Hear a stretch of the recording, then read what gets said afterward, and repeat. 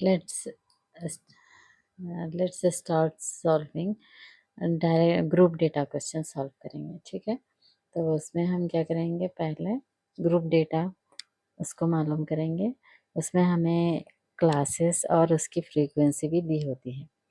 हर class का mid point निकालते हैं और उसको फ्रीक्वेंसी से मल्टीप्लाई करते हैं। अब उसके लिए हम क्या करेंगे, पहले अपना एक क्वेश्चन लिखेंगे, find the arithmetic mean of the following data.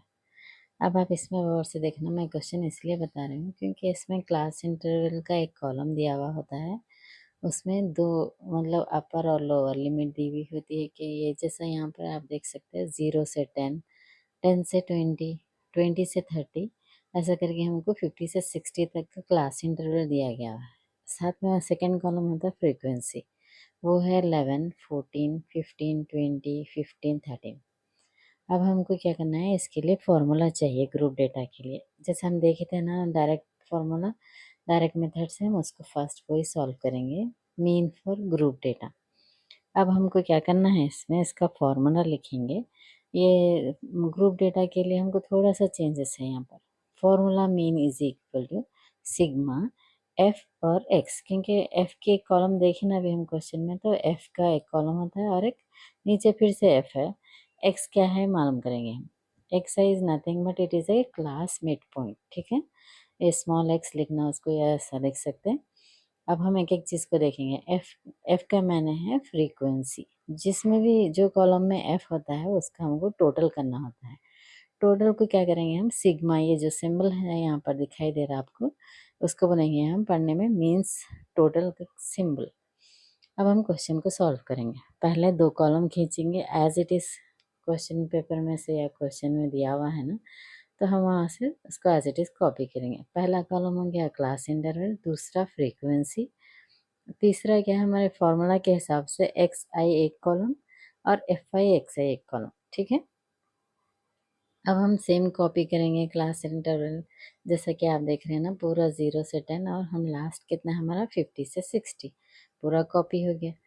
Then frequency we have to copy side by side, जो जिसके नीचे जो था ना वो इसे यहाँ पर हम कॉपी करेंगे। पूरे हम यहाँ एक साथ कॉपी हो गया। अब मिड पॉइंट कैसे निकालना है, देखो 0 + 10 कितना हो गया 10, 10 divided by 2 digit, two numbers है ना, तो कितना हो गया 5। फिर 10 + 2 30, 30 डिवाइडेड बाई 2 मतलब 15 आंसर। 20 से 30 ऐसे करके हम हर एक को पहले दोनों को ऐड करेंगे, फिर इसको डिवाइडेड बाई 2 करेंगे। ये हो गया हमारा मिड वैल्यू। अब यहाँ पर क्या है, एफ आई एक्स आई मतलब F column into x column. 11 into 5 55, 14 into 15 210। अब आप क्या करो, आप मेरे साथ साथ, मेरे से पहले ही आप लोग इसको मल्टीप्लाई करते जाओगे, लास्ट कॉलम को फिल करो। 20 इंटू 35, फिर 15 इंटू 45, लास्ट क्या है 13 इंटू 55। अब हम क्या करेंगे, अभी अभी मैं आपको बताई थी कि जिस जिस कॉलम में एफ लिखा होता है उसका हमको टोटल भी चाहिए। टोटल का सिंबल क्या था, अब इसको हम क्या पढ़ेंगे, सिग्मा। सिग्मा एफ यानी कि अब इसको पूरे आप 11, 14, 15, 20, 15, 13 सबको ऐड करके आप वो सिग्मा एफ में डालिए। फिर next F I x I column को भी ऐसे ही पूरा, इतने बड़े हैं ना, आप पूरा उसको आप अपने से टोटल करो, इसका टोटल होता है 27, 30। अब ये हमारा फॉर्मूला क्या है, फॉर्मूला को हम अभी याद कर रहे थे, रिवाइज भी कर रहे थे ना, तो हम वो डायरेक्ट वाला कर रहे हैं, तो हम उसका फॉर्मूला लिखेंगे, मीन इज इक्वल टू, अब क्या फॉर्मूला था अभी हम करके आए, sigma F I x I divided by sigma F I लिखना भी है उसको। देन इक्वल के नीचे हमेशा देखो याद रखना, इक्वल के नीचे इक्वल लिखने से हमारे मार्क्स बहुत बढ़ जाते।